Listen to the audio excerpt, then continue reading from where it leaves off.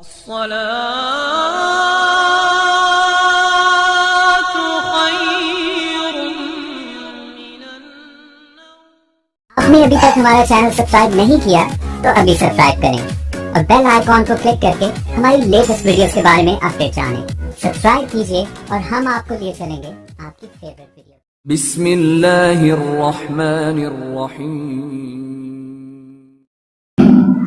محترم بزرگوں اور دوستو، ابھی میں نے آپ حضرات کے سامنے قرآن کریم کی جو آیت کریمہ بیان کی ہے، اللہ تبارک و تعالی نے اس آیت کریمہ کے اندر ایک دوسرے کو قرض دینے اور اپنے بھائی کی ضرورت میں اس کے کام آنے کے متعلق بیان کیا ہے۔ اللہ تبارک و تعالی مجھے بھی قرآن و حدیث کی روشنی میں اس آیت پر صحیح بولنے کی توفیق عطا فرمائے۔ محترم بزرگوں دوستو، جب سے ہم لوگوں نے ہمارے معاشرے میں قرض کے لین دین کو بند کیا ہے، اس سنت پر عمل کرنے کو ہم نے چھوڑا ہے، تب سے ہمارے معاشرے کے اندر سود جیسی مہلک وبا نے جنم لے لیا ہے۔ مسلم معاشرے کے اندر سود جیسی وبا ترقی پکڑ رہی ہے۔ محترم بزرگوں اور دوستو، قرض دو طرح کا ہوتا ہے، ایک قرض حقیقی ہوتا ہے اور ایک قرض مجازی ہوتا ہے۔ قرض کی دو قسمیں ہیں، ایک قرض حقیقی اور ایک قرض مجازی۔ قرض حقیقی یہ ہے کہ ایک آدمی اپنے مال کو، اپنی دولت کو، اپنے سامان کو دوسرے آدمی کو اس شرط کے ساتھ دے کہ بھائی میرا مال، میرا سامان، میری دولت مجھے برابر سرابر واپس کر دینا۔ برابر سرابر کی شرط اس لیے لگائی کہ اگر برابر سرابر نہیں ہوگا تو پھر سود ہو جائے گا۔ دوسری چیز جو قرض مجازی ہے، قرض مجازی اس کو کہتے ہیں کہ انسان اللہ تعالیٰ کے راستے میں خرچ کرے اس نیت سے کہ اللہ تعالیٰ مجھے اس خرچ کے بدلے میں اجر و ثواب عطا فرمائیں گے، اس خرچ کے بدلے میں اجر و ثواب عطا فرمائیں گے۔ محترم بزرگوں اور دوستو، آج کی اس مجلس میں ضروری خیال کرتا ہوں کہ آپ حضرات کے سامنے قرض حقیقی پر روشنی ڈالی جائے، اس لیے کہ قرض مجازی یعنی ہم لوگ اللہ تعالیٰ کے راستے میں کچھ نہ کچھ خرچ کرتے رہتے ہیں، مثلا مساجد میں، مدارس میں، مکاتب میں فقراء اور مساکین کو کچھ نہ کچھ دیتے رہتے ہیں، اور اس خرچ کے اثرات ہم لوگ اپنی زندگی میں دیکھتے رہتے ہیں کہ اللہ تعالیٰ ہمارے مالوں میں برکت عطا فرما دیتے ہیں۔ اللہ تعالیٰ کا ارشاد ہے، یمحق اللہ الربا ویربی الصدقات، یمحق اللہ الربا ویربی الصدقات، اللہ تعالیٰ سود کو مٹاتے ہیں، صدقات کو بڑھاتے ہیں۔ اللہ تعالیٰ سود کو ختم کر دیتے ہیں اور صدقات کو بڑھا دیتے ہیں، اور صدقات و خیرات کی فضیلت قرآن و احادیث میں بے شمار بیان کی گئی ہے۔ انشاءاللہ اگلے ہفتے آپ حضرات کے سامنے قرض مجازی یعنی اللہ تعالیٰ کے راستے میں خرچ کرنے کی فضیلت بیان کی جائے گی۔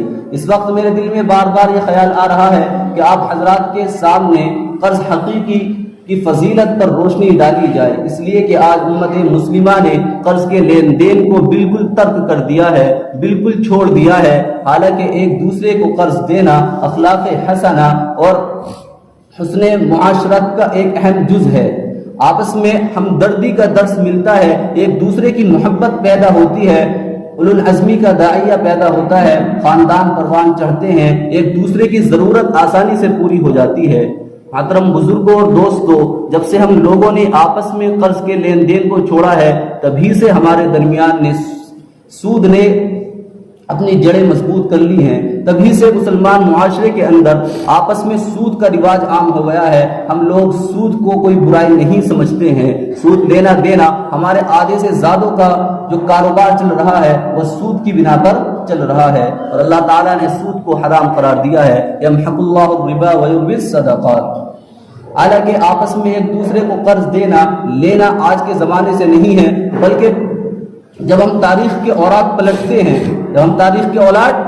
کو پلٹتے ہیں تو پتہ چلتا ہے کہ اللہ کے نبی صلی اللہ علیہ وسلم نے اپنی زندگی میں کئی مرتبہ قرض لیا ہے اور قرض دیا بھی ہے، اپنی زندگی میں کئی مرتبہ قرض لیا ہے اور قرض دیا ہے۔ چنانچہ روایات سے پتہ چلتا ہے کہ ایک مرتبہ اللہ کے نبی صلی اللہ علیہ وسلم نے مدینہ طیبہ میں اپنی زرع کو ایک یہودی کے پاس گروی رکھا اور اپنے اہل بیت کے لیے بطور جو قرض لیے۔ ایک روایت میں آتا ہے کہ اللہ کے نبی صلی اللہ علیہ وسلم کے پاس ایک مہمان آیا تو اللہ کے نبی صلی اللہ علیہ وسلم نے ایک یہودی سے آٹا قرض لیا اور رجب کا چاند دیکھنے تک واپسی کا وعدہ فرمایا۔ تو اس حدیث سے ہم کو یہ بھی پتہ لگ گیا کہ اگر کوئی انسان قرض لے تو واپسی کا وعدہ متعین کر لے کہ انشاءاللہ میں آپ کے پیسے اس مدت تک واپس کر دوں گا۔ محترم بزرگوں اور دوستو، ایک مرتبہ اللہ کے نبی صلی اللہ علیہ وسلم نے ایک یہودی عالم سے کچھ دینار قرض لیے۔ اللہ کے نبی صلی اللہ علیہ وسلم سے اس یہودی عالم نے اچانک مطالبہ کر لیا، جو مدت متعین تھی اس سے پہلے ہی اس نے کیا کر لیا؟ مطالبہ کر لیا کہ میرے دینار، میری رقم مجھ کو واپس کر دیجئے۔ اللہ کے نبی صلی اللہ علیہ وسلم نے فرمایا کہ بھائی ابھی میرے پاس قیمت نہیں ہے، میرے پاس مال نہیں ہے۔ تو وہ یہودی عالم کہنے لگا اگر ایسا مسئلہ ہے تو میں آپ کو نہیں چھوڑوں گا، میں آپ کو اپنے پاس بٹھا لوں گا۔ اللہ کے نبی صلی اللہ علیہ وسلم نے فرمایا کہ بھائی اگر تیری یہی سوچ ہے کہ تم مجھ کو اپنے پاس بٹھا لے گا تو میں آپ کے پاس بیٹھ جاتا ہوں۔ اللہ کے نبی صلی اللہ علیہ وسلم اس کے پاس وہی بیٹھ گئے اور آپ نے اسی کے پاس ظہر، عصر، مغرب، عشاء اور فجر کی نماز اسی کے پاس بیٹھ کر ادا کی۔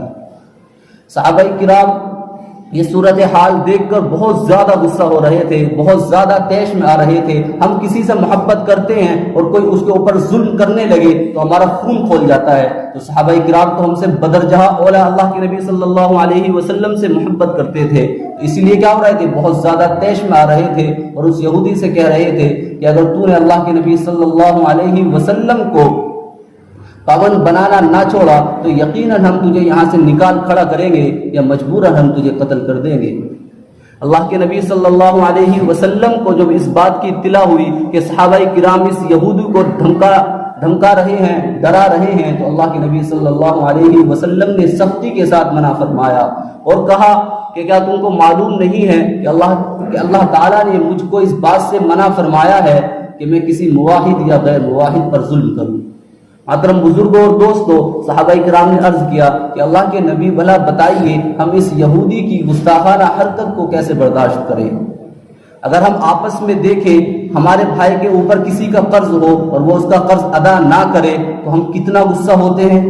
تو صحابہ کرام ہم اس بات سے اندازہ لگا سکتے ہیں کہ صحابہ کرام اللہ کے نبی صلی اللہ علیہ وسلم سے اتنی محبت کرتے تھے جتنی کہ ہم اپنے والدین سے کرتے ہیں، اس سے کئی درجہ محبت اللہ کے نبی صلی اللہ علیہ وسلم صحابہ کرام کرتے تھے۔ اس کے بعد جب اگلا دن ہوا تو اس یہودی عالم نے اللہ کے نبی صلی اللہ علیہ وسلم کے اخلاق اور کردار کو دیکھ کر بے ساختہ پکار اٹھا کہ میں گواہی دیتا ہوں کہ اللہ کے سوا کوئی معبود نہیں ہے، اللہ کے سوا کوئی معبود نہیں ہے، اور گواہی دیتا ہوں کہ اللہ کے نبی صلی اللہ علیہ وسلم اللہ کے سچے رسول ہیں۔ اور اس کے بعد فرمایا کہ میرا جتنا مال ہے، میرے پاس جتنا روپیہ ہے، جتنا پیسہ ہے، میں سب کے سب کو اللہ تعالیٰ کے راستے میں قربان کرتا ہوں۔ اور اس سے آگے بڑھ کر فرمایا کہ اپنی جان تک کو اللہ تعالیٰ کے راستے میں قربان کرتا ہوں۔ اگر کبھی ایسا موقع پڑا کہ مجھے اپنی جان قربان کرنے کی ضرورت پڑی تو میں پیچھے نہیں ہٹوں گا۔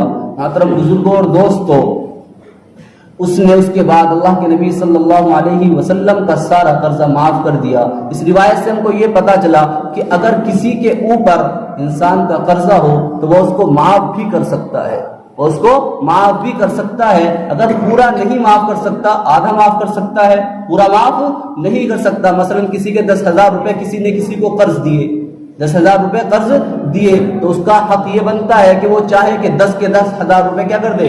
معاف کر دے۔ اور اگر 10 نہیں کر سکتا تو بھائی 5 معاف کرتا ہوں اور 5 کیا کر دینا؟ مجھ کو واپس کر دینا۔ جیسے کہ اللہ کے نبی صلی اللہ علیہ وسلم نے فرمایا کہ بنی اسرائیل کے اندر ایک تاجر تھا، بنی اسرائیل کے اندر ایک تاجر تھا جو بڑے تھوک کا سامان، ریٹیل تھوک کا سامان بیچتا تھا۔ تو اس شخص کا جب انتقال ہو گیا، فرشتوں نے اس سے معلوم کیا کہ بتا تیرے پاس کون سی نیکی موجود ہے؟ کیا تو نماز پڑھتا تھا؟ اس نے منع کر دیا۔ کیا تو روزے رکھتا تھا؟ اس نے منع کر دیا۔ کیا تو زکوٰۃ دیتا تھا؟ اس نے اس بات کو بھی منع کر دیا۔ تو اللہ کے فرشتوں نے اس سے معلوم کیا کہ تو اپنی زندگی کے اندر غور و فکر کر، تو ہم کو بتا کہ کوئی تیرا ایک عمل ایسا ہو کہ تو اس کو اللہ تعالیٰ کی بارگاہ میں پیش کر سکے۔ کوئی ایک عمل تیرا ایسا ہو کہ تو اس کو اللہ تعالیٰ کی بارگاہ میں پیش کر سکے. تو اس انسان نے اپنی زندگی کے اندر غور و فکر کی اور بتایا کہ میں جب لوگوں کو مال دیتا تھا, لوگوں کو سامان دیتا تھا, اور جب وہ واپس پیسہ دینے آتے تھے اور ٹال مٹول کرتے تھے تو میں ان پر زیادتی نہیں کرتا تھا, ان کے اوپر زبردستی نہیں کرتا تھا اور ان کو مہلت دے دیتا تھا. اور اگر کوئی بہت زیادہ غریب ہوتا جو قیمت ادا نہیں کر سکتا تھا تو اس سے اس کے قیمت کو معاف کر دیتا, اس کی قرض کو کیا کر دیتا, معاف کر دیتا. فرشتے اس کو اللہ تعالیٰ کے دربار میں لے گئے, اللہ تعالیٰ سب کچھ سن چکا تھا, اس کے باوجود معلوم کیا کہ فرشتوں کیا ہوا, کیوں اس کو میرے پاس لے کر آئے ہو. فرشتوں نے بتایا کہ اللہ تعالیٰ یہ تیرا بندہ ہے, اس نے تیرے بندوں کے ساتھ اس طرح کا عمل کیا ہے, اس طرح کیا ہے, عمل کیا ہے کہ اگر کوئی بہت زیادہ اس کو ناٹک کرتا, اس کے سامنے قرض نہیں دیتا تو یہ اس کے اوپر زیادتی نہیں کرتا بلکہ اس کو اور مہلت دے دیتا, اور اگر کوئی کمزور ہوتا جو قرض ادا کرنے کی طاقت نہیں رکھتا تو یہ اس سے معاف کر دیتا, اس سے کیا کر دیتا, معاف کر دیتا. تو اللہ تعالیٰ نے کہا کہ آج جس طرح اس نے ہمارے بندوں پر رحم کیا ہم بھی اس کے اوپر رحم کرتے ہیں اور اس کو جنت کے اندر کیا کر دیتے ہیں, داخل کر دیتے ہیں. محترم بزرگوں اور دوستوں, اگر ہمارے اوپر کسی کا قرضہ ہو تو دل پر ہاتھ رکھ کر دیکھو, پتہ لگ جائے گا کہ اب تک اس کو اگر اس نے تھوڑی بہت تاخیر کر دی ہو تو پتہ لگ جائے گا کہ ہم نے اس کو 50 نہیں ہزاروں گالیاں دے دی ہوگی, ہزاروں گالیاں دے دی ہوں گی کہ جب تجھ سے ادا نہیں کیا جاتا تو تم مانگنے کیوں آ جاتا ہے. جس طرح اللہ کے نبی صلی اللہ علیہ وسلم نے اپنی زندگی میں قرض لیا ہے, اسی طرح حضرات صحابہ کرام نے بھی اپنی زندگی میں قرض لیا ہے. چنانچہ حضرت جعفر رضی اللہ عنہ بیان کرتے ہیں کہ غزوہ احد میں میرے والد صاحب کا انتقال ہو گیا اور ان کے اوپر کچھ رقم باقی تھی, اور قرض داروں نے مجھ کو پریشان کرنا شروع کیا کہ اپنے والد صاحب کا کیا کرو, قرضہ اتارو. ہم لوگ جب قبرستان کے اندر جاتے ہیں تو بہت سے لوگ اعلان بھی کر دیتے ہیں کہ اگر میرے والد صاحب کے اوپر کسی کا قرضہ ہو تو وہ ان کے اوپر کیا کر دے, معاف کر دے, وہ آ کے مجھ سے مل لے, انشاءاللہ میں اس کا قرضہ کیا کروں گا, ادا کروں گا. تو پتہ لگا اگر کسی کے اوپر ایسا انتقال ہو جائے, اس کے اوپر قرض ہو, وہ مقروض ہو, تو اس کے اولاد, اس کے رشتہ دار اس کی طرف سے قرض ادا کر سکتے ہیں, تو انشاءاللہ اس کا قرض کیا ہو جائے گا, ادا ہو جائے گا. حضرت جعفر رضی اللہ عنہ پریشان ہو کر اللہ کے نبی صلی اللہ علیہ وسلم کی خدمت میں حاضر ہوئے اور عرض کیا کہ اللہ کے نبی کوئی مدد فرما دیجئے. اللہ کے نبی صلی اللہ علیہ وسلم نے معلوم کیا کہ آپ کے پاس کچھ رقم ہے, کوئی چیز ہے جس کے ذریعے سے آپ قرض ادا کر سکے. حضرت جعفر رضی اللہ عنہ نے فرمایا کہ اللہ کے نبی میرے پاس چند کھجوریں ہیں, تھوڑی سی کھجور ہیں. اللہ کے نبی صلی اللہ علیہ وسلم نے ان کھجوروں کے اندر برکت کی دعا فرما دی. ان کھجوروں کے اندر اتنی برکت ہوئی کہ اللہ تعالیٰ نے پورا کا پورا قرضہ معاف فرما دیا اور وہ کھجوریں جو کی تو باقی رہ گئی. اللہ تعالیٰ نے اس طرح اپنا فضل فرمایا اور حضرت جعفر رضی اللہ عنہ کے والد صاحب کے اوپر جو قرض تھا وہ تمام کا تمام ادا ہو گیا. محترم بزرگوں اور دوستوں, جس طرح اللہ کے نبی صلی اللہ علیہ وسلم کے زمانے میں قرض کا دستور تھا, حضرات صحابہ کرام رضی اللہ عنہ کے زمانے میں بھی قرض کا دستور تھا, اسی طرح آج کے زمانے میں ہمارے علماء کرام بھی آپس میں قرض کا لین دین جاری رکھتے ہیں. چنانچہ پیر و مرشد حضرت مفتی مظفر حسین صاحب ناظم اعلیٰ مظاہر العلوم سہارنپور نے اپنی زندگی میں مظاہر العلوم سہارنپور کے لیے قرض لیا بھی ہے اور قرض دیا بھی ہے. جب قرض لیتے تو اس کو مظاہر العلوم کے لیٹر پیڈ پر تحریر فرما لیتے تاکہ ادا کرنے میں آسانی ہو. محترم بزرگوں اور دوستوں, ہمارے علماء کرام قرآن و احادیث پر نظر رکھتے تھے, اس لیے کسی کا مال مارنے کے خواہاں نہیں تھے کہ بس لے لیا, ادا کرنے کی کوئی ضرورت نہیں ہے. اللہ کہ نبی صلی اللہ علیہ وسلم نے حدیث کے اندر قرض کی بہت زیادہ فضیلت بیان کی ہے. عبداللہ ابن مسعود رضی اللہ عنہ بیان کرتے ہیں کہ نبی کریم صلی اللہ علیہ وسلم نے ارشاد فرمایا کل قرض صدقہ, کہ جتنا انسان قرض دیتا ہے وہ سب کا سب کیا ہے, صدقہ ہے. ایک دوسری روایت اللہ کے نبی صلی اللہ علیہ وسلم سے ہے کہ وہ ارشاد کر عبداللہ ابن مسعود رضی اللہ عنہ بیان کرتے ہیں کہ نبی کریم صلی اللہ علیہ وسلم نے ارشاد فرمایا ما من مسلم یقرض مسلما قرضا مرۃ الا کان قصدقۃ مرتين, کہ جب کوئی مسلمان کسی مسلمان کو ایک مرتبہ قرض دیتا ہے, مسلمان کو ایک مرتبہ قرض دیتا ہے تو وہ گویا ایسا ہے جیسے نے اس کو 2 مرتبہ صدقہ دیا ہو. جیسے اس نے اس کو 2 مرتبہ صدقہ دیا ہو، واپس مل جائے گا، لیکن ثواب کیا ہے؟ 2 مرتبہ صدقہ کرنے کا مل رہا ہے۔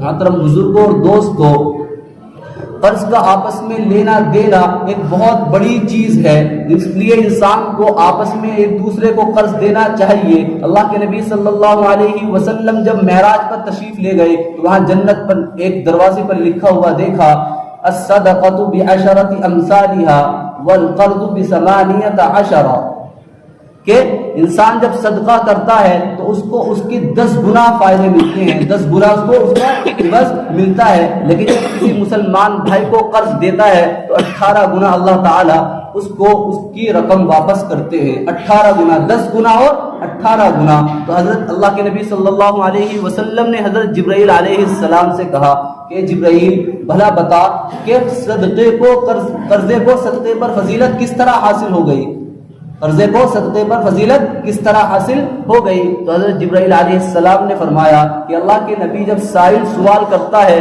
تو اس کے پاس کچھ نہ کچھ تو موجود رہتا ہے، لیکن جب قرض دار کچھ مانگتا ہے تو اس کے پاس کچھ نہیں رہتا، وہ پورا خالی ہوتا ہے، وہ اپنی ضرورت پوری کرنے کے لیے کسی کے سامنے ہاتھ پھیلاتا ہے۔ اللہ تعالی ہم سب کو ایک دوسرے کی ضرورت میں کام آنے کی توفیق عطا فرمائے، اور اگر کسی کے اوپر قرض ہے تو وہ اس کو ذمہ داری کے ساتھ